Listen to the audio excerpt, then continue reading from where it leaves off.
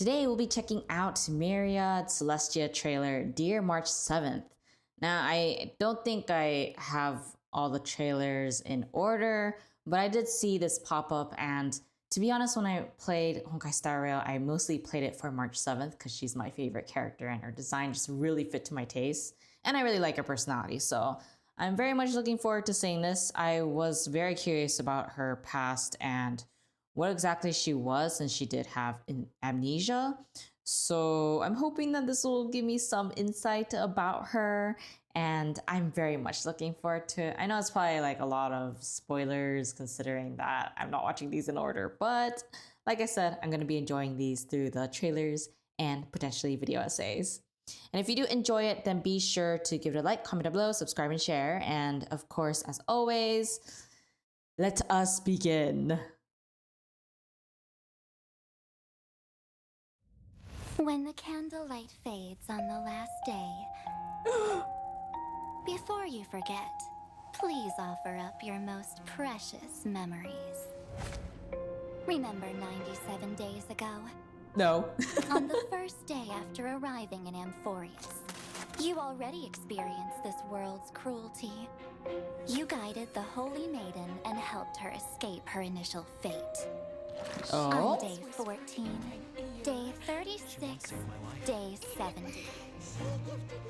You also never gave up on looking for your companions from beyond the sky. Oh, she was alone. Until Okay. day 95. Still don't believe me? You're just a ghost that no one can see. Besides, the Garden of Recollection has already torn off its benevolent mask. Garden of Recollection? They covet, brewing blasphemous plots. Are you willing to face me now? Face your past. When you were born from that shattered lumen flux. That's what she was born from? Buried, along with the remembrance's lies. When you were watched by the garden's pawns. Of course it's the garden. If you don't remember, it doesn't matter. That's what I was made for. Melt the self and seep into the cracks of time. The future that belongs to you is so blissful and pure. And yet, the remembrance chose, leaving Amphorius in nothing but a desolate midnight. Fear not. So that's how it's I tied. shall cleanse it all. Let the melody of oblivion resound from the eternal land. Day 97. Leave it to me. Time to say goodnight to the world. No! My dear March 7th. Soon, in a world restored to its flawless state, both your wish and my promise will be fulfilled. To keep trailblazing forever with the Astral Express. So, wow, that's a lot to take in. So she was born from, what was that guy's name? That Eon's shards. Let me see, yeah, this one. Lumen Flux, which I assume is the body of the Remembrance. I believe that's what it was. I forgot his name, or his or her name. I don't know what gender. It probably doesn't have gender. But now I know where she was born from. And I assume this other personality, I'm not really sure what to call her, but I assume this other personality is perhaps like another personality of March 7th, like I'm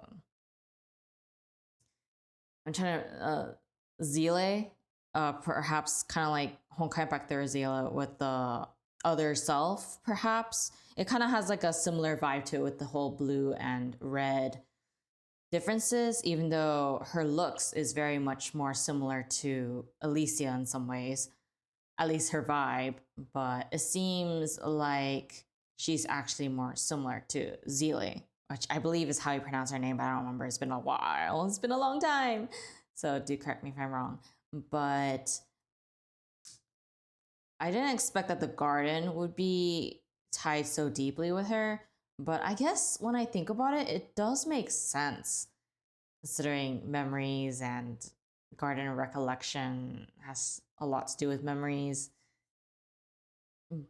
But I do wonder how she ended up on Amphorius on her own. Like, I would have expected everyone to at least arrive there together, even if they might separate later on. But it makes it sound like she ended up there alone and then got lost because she was trying to look for everyone, but ended up being trapped there for whatever reason. And essentially is treated as like a ghost, as one might say, until day 95. But yeah, this whole thing really reeks of Honkai back there, Zile, and her other self, so to speak. And perhaps maybe even Fuhua and her other self too. But maybe not. Actually, I think it's more similar to Zile and her other self. Yeah, it feels more like that. I forgot really how to like differentiate between the two, or like how to pronounce the different ways to differentiate them. Like I said, it's been a long time, but it's so nice to finally get the answers to the biggest question I had before I dropped Honkai Star Rail, which was March 7th's past. That was like the biggest thing I really wanted to know more than anything in this, right from the beginning, ever since we knew that she had amnesia. Mostly because we kind of had theories back in the day. I think like before Star Rail came out, there was this one trailer where they were on a train and this figure that looked similar to March 7th appeared. I don't know if it was like a delusion or hallucination or some kind of illusion, but I forgot her name. The white haired girl, I think her Sophia, was it? Or maybe it was someone else. I really can't remember their names. I think she appeared in that one mode. I really can't recall the name of it. It's the one that has the guy MC that everyone was pissed off that it was a guy back in the day. That one where it was like the future Honkai Impact Third. It kind of reminds me of that girl and what she saw on the train going up in the trailer. It was like a while back before Star Rail officially came out. And so that caused a lot of people to like have a lot of theories on what Star Rail was going to be like from what I can remember. So that's why I'm very surprised that it was actually like she has very close ties with the Eons, which makes sense too. But she was actually born directly from the body of an Eon, based on what I'm understanding visually here. Like I said, I remember some information from what you guys have told me, but obviously it wasn't a lot, so. And it's interesting that her other self has like really long hair and then March 7th, has short hair. Or it could be that she got corrupted and now she's this other girl and March 7th is no longer able to be seen until the end of Amphorius, perhaps. But this girl, I'm really curious about her. She kind of looks like Tribby. I think that's what the little kids' names are. The redhead, little small chibi characters, those kids. That's what it kind of looked like. But the whole her in the light and then this version of herself then becoming in the dark and then becoming her is so cool. The contrast between the two and the whole mirror thing really reminds me of the Zile, not Honkai Star Rail Zile, I mean like the Honkai Pack 3rd version. Just so you're aware. It really reminds me of that in particular, rather than anything else, which I did not expect because you would expect something like that with the actual Zile character. But when you think about it, it's probably boring if they did it that way. So it's very much more interesting that it's like this and she's basically tied deeply with the Garden of Recollection, which I did not expect either. But it seems like the end of the journey is that they want to go meet the Astral Express, no matter how scary or I don't even know what to call her, creepy. No, I like her design. Scary she is? Do you think she's scary or do you think she's creepy? Do you really like her? Or do you not like her? Do you miss the old March 7th? Do you want her back instead? I know there were a lot of mixed feelings about March 7th when Honkai Star Rail came out. But I do wonder if more people are liking her now compared to when the game first started. For me, I genuinely liked March 7th to the point that I think I maxed her out. Her Eidolons, I believe that's what it's called, the constellations, the duplicates.